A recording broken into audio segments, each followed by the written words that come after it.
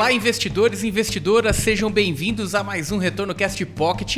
Estou eu, Luiz Felipe Vieira, juntamente com o Felipe Medeiros. E a pergunta que não quer calar, Felipe, será que vale a pena eu olhar minuto a minuto o mercado para ter melhores rentabilidades no meu portfólio? É aquela questão, né? O gado só engorda aos olhos do dono? Será que é isso mesmo? Eu acho que deve ser tipo uma mandinga, né? Quanto mais você olhar para o home broker, mais para cima vão suas ações ali, né? Mais você olhar a cota do seu fundo, todo dia, ao longo do dia, você olhar várias vezes a cota, eu acho que o gestor trabalha mais, né? Você não acha que funciona assim? Então, tem algumas situações importantes para a gente se debruçar aqui nesse nosso bate-papo. E, inclusive, fazer uma referência aqui, o pessoal da IP Capital. Eles criam artigos aí bem interessantes ali. Conteúdo sempre muito bom mesmo. Uma gestora que tem sempre bons conteúdos. E a gente usou até como inspiração aqui desse nosso bate-papo um dos artigos que eles colocam ali. Acompanhar o mercado significa obter maior rentabilidade? E esse é um dos pontos que muita gente acredita, né, Felipe? Se eu não acompanhar, eu não vou ter bastante rentabilidade no meu portfólio. Eu preciso olhar minuto a minuto. O que aconteceu com a bolsa agora? Caiu. O que aconteceu com a bolsa agora? Subiu. E como se isso fosse uma necessidade para você obter melhores rentabilidades. Mas na prática, né, Felipe? A gente sabe que existem alguns vieses comportamentais que podem funcionar o inverso, né? No Exato. inverso disso, né?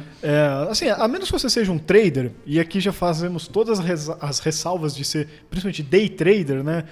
Que a gente sabe que 99% perde dinheiro, tem 1% que ganha, aí você pode até se iludir, achar que você vai ser 1%, mas você tem que ser muito, muito bom mesmo, né? Aí esse cara, beleza, ele fica lá com os 200 monitores dele, aí ele tem provavelmente já um setup, né, uma estratégia muito bem definidinha do que ele tem que fazer, e esse cara, beleza, ficar o dia inteiro olhando o home broker e operando ali, né? Mas é 1% ou até menos que isso que vão conseguir ter algum sucesso fazendo esse tipo de operação. Então, essa ressalva de lado, né?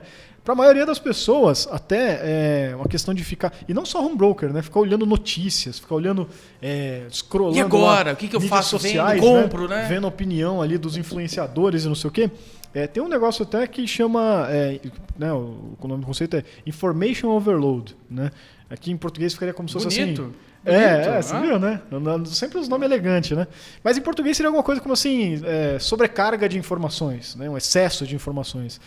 Que é de fato você começa a consumir tanta coisa.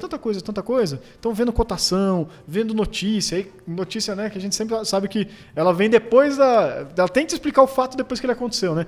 Subiu por causa disso, caiu por causa daquilo. E mesmo assim, né, a maioria das vezes são achismos, né?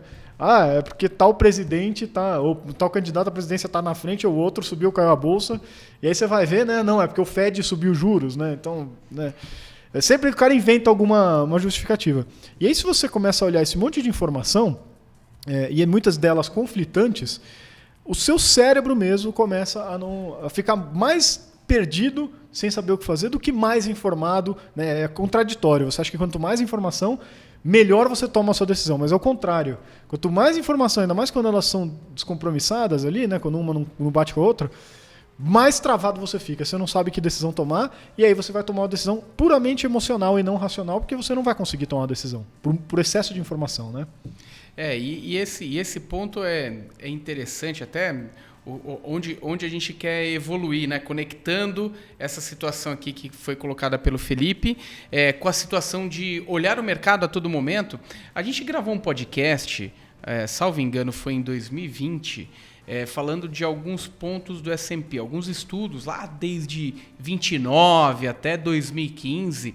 Se você pega o S&P para 10 anos, você tem 95% de probabilidade de ser positivo esses 10 anos e 5% de ser negativo. Você pega uma janela e muda para 3, isso aí já passa a ser praticamente 75%. Se muda para anual aquela janela, passa a ser 67%. Se muda para mensal, é quase meio a meio. Quase jogar moedinha. No diário é jogar moedinha. Exatamente. Então imagina, vamos colocar essa consciência de probabilidade, né? Se eu olho para 10 anos, eu tenho muito mais chance, muito mais provável que eu tenha cenários positivos e não negativos. Se eu olho para o mensal, para o diário, é como se eu estivesse jogando uma moedinha para cima. Aí, o próprio artigo aqui da IP coloca aí uma questão psicológica de Kahneman, uma das grandes referências no assunto, né? Ganhador de prêmio Nobel e tudo mais. Exatamente, ganhador de prêmio Nobel. Vou imaginar uma contabilidade da felicidade. Então, todo o revés que você tem, toda a perda que você tem, você cria 2 pontos negativos na sua contabilidade. E toda a felicidade que você tem, você conta 1 ponto positivo. Ou seja, é desproporcional os impactos emocionais de uma queda em relação à alta. No final das contas, se você olha todos os dias e todo dia você tem uma situação contábil, para cada um ganho, uma perda, um ganho, uma perda, no final das contas, o peso emocional foi muito mais negativo do que positivo. E aqui volta a questão. Vale a pena ficar olhando com esse peso emocional? E a gente sabe, o peso emocional envolve decisões irracionais. Vale a pena ficar olhando o portfólio minuto a minuto, dia a dia? Perfeito, cara. É bem isso. Inclusive, essa é a teoria do prospecto, né? Que é uma das teorias que deu o prêmio Nobel lá pro Daniel Kahneman e do Amos Tversky. Não sei como é que pronuncia o nome dele. Eles são de Israel, né? Enfim, não sei como é que fala essas coisas aí. Mas são os caras que ganharam o prêmio Nobel muito por conta dessa teoria aí, né? Onde mostra que, de fato, a dor de uma perda é maior do que a felicidade de um ganho, né? E aí o que acontece quando, né, vai acontecendo isso no dia a dia, né? Como você está sentindo cada vez mais dor do que felicidade, você vai sentindo então cada vez mais uma vontade de tomar uma decisão para parar aquela dor, né? Nenhum ser humano, acho que nenhum animal gosta de ficar sentindo dor, vai fazer alguma coisa para evitar aquilo. E aí vai acabar tomando decisão de curto prazo, principalmente quando eu estiver sentindo mais dor que quando estiver perdendo, né? E vai acabar resgatando no pior momento, né? Que é o contrário do que você tinha acabado de falar, né, Luiz? Que você tem que ficar um tempo longo para você ter uma chance maior de ter um bom resultado, ter um resultado positivo de ganho, você tem que ficar a um longo prazo. Só que se você olha todo dia, você não vai aguentar. Você vai sair antes da hora e provavelmente vai sair quando você estiver tomando mais prejuízo, que é onde sua dor vai estar maior, né? Perfeito. E daí a gente encontra casos e que é normal a pessoa começando a entender aquele peso, aquela dor, começa a tomar decisões e aquela decisão faz tomar uma outra decisão e quando vai ver tá na bancarrota, o negócio não tá mais funcionando. Por quê? Porque não deixou também a timeline correta, né, das coisas acontecerem, né, Felipe? Não, inclusive isso é tão real que mas isso aí vocês estão falando é teoria, na prática não é assim. Isso é tão real, pessoal, tão real que a gente já comentou aqui também em alguns outros casts, mas vale sempre relembrar, né, trazer de volta aqui esse case, né, esse estudo de caso aqui que foi bastante divulgado na época. Tem um fundo muito famoso, que é o Magellan, né? Hoje em dia já não é mais o que era na época, né? Mas na época que ele foi administrado pelo Peter Lynch, né, que é um dos investidores mais famosos aí do mundo, né? Hoje ele não atua mais como gestor, mas é um cara que influencia todo mundo no mercado financeiro com as ideias dele, de como ele conseguiu ter nessa época, né? Acho que foi entre a década de 80 e a década de 90. Ele teve uns resultados astronômicos assim, fazendo gestão ativa, né, selecionando as melhores empresas, as melhores ações e superou muito assim, de longe os índices de mercado, principalmente S&P e tudo mais, né? Então você fala, quem investiu com esse cara só ganha dinheiro. Uma maravilha, né? Quem dera eu pudesse ter aproveitado essa oportunidade de investir com um gestor tão lendário desse que teve um resultado astronômico, né? Aí o pessoal foi fazer um estudo. E aí, quem investiu com o Peter Lynch ganhou dinheiro? Porque o fundo ganhou dinheiro. Se você olha lá as estatísticas do fundo, ele bateu de longe o índice.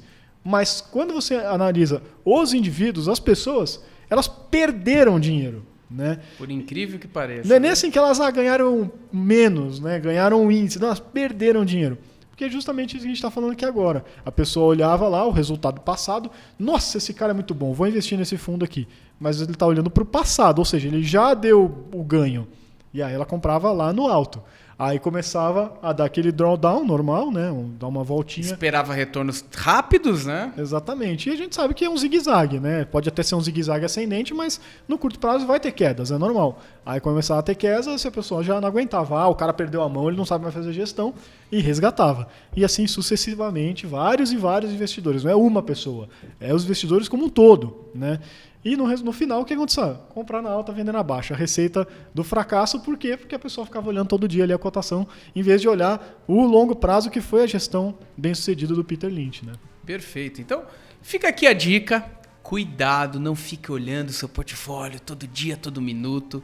Deixa a sua estratégia funcionar, acredite no processo de alocação, contanto que você tenha tido, né, a consciência daquilo e tenha tido um profissional para auxiliar vocês. E qualquer dúvida, sugestão, crítica, mande para a gente no retornocast@maisretorno.com. Obrigado, pessoal. Até a próxima. Valeu, pessoal. Um abraço.